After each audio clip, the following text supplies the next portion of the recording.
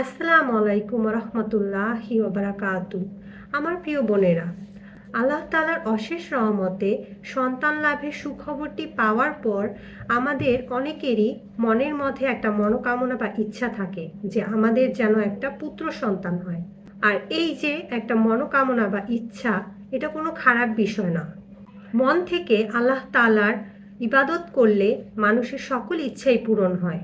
আজ আমি আপনাদের পুত্র সন্তান লাভের কিছু আমল বলবো এবং সেগুলো অবশ্যই পরীক্ষিত। আমার নিজের জীবনেও সেগুলো আমি করেছি এবং আশানুরূপ ফলাফল পেয়েছি। আর যে আমলগুলো বলবো সে আমলগুলো আপনারা যদি পরিপূর্ণভাবে আল্লাহ তাআলার প্রতি অটুট বিশ্বাস রেখে করতে পারেন, তাহলে মা বাবা হিসেবে আপনাদের অবশ্যই পুত্র সন্তান লাভের এই মনোকামনা পূর্ণ হবে ইনশাআল্লাহ। এই আমলগুলোর মধ্যে প্রথম যে আমলটা আমরা করব তাহাজ্জুদ নামাজের শেষে, সেটা হচ্ছে দুরুদে ইব্রাহিম। এটা আমরা 11 বার পড়ব। আল্লাহুম্মা সাল্লি আলা মুহাম্মাদিউ ওয়া আলা আলি মুহাম্মাদিন কামা সাল্লাইতা আলা ইব্রাহিম ওয়া আলা আলি ইব্রাহিম ইন্নাকা হামিদুম মাজিদ।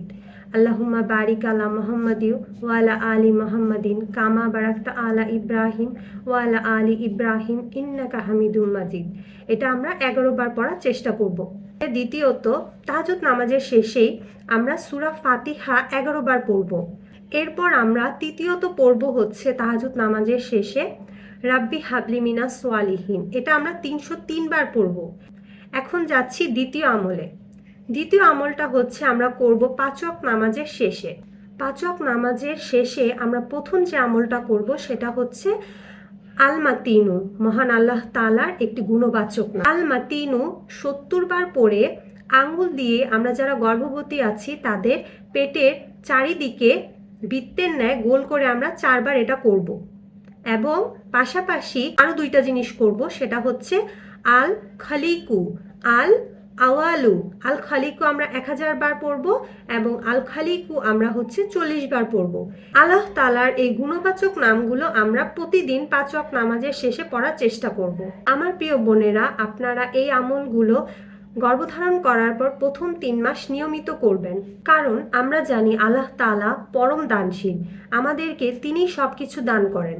আমরা আল্লাহ তাআলার কাছে যদি সৎ উদ্দেশ্যে কিছু চাই এবং তাকে সন্তুষ্ট করার জন্য পর্যাপ্ত আমল করি এবং তার ইবাদত করি, তাহলে আল্লাহ তাআলা অবশ্যই আমাদের সে মনের ইচ্ছা পূরণ করবেন, যদি সেটা আমাদের জন্য মঙ্গলময় হয়। আজ এটুকুই। তো যাওয়ার আগে এটাই বলবো, নামাজ হচ্ছে আমাদের দুনিয়া ও আখিরাতের চাবিকাঠি, অর্থাৎ নামাজকে আঁকড়ে ধরুন এবং আল্লাহ তাআলাকে খুশি করার জন্য অনেক অনেক ইবাদত করুন। তাহলে আল্লাহ তাআলা দুনিয়া আখিরাতে আমাদেরকে অনেক সুন্দর কিছু দান করবেন। আসসালামু আলাইকুম রহমতুল্লাহি ওবারাকাতু।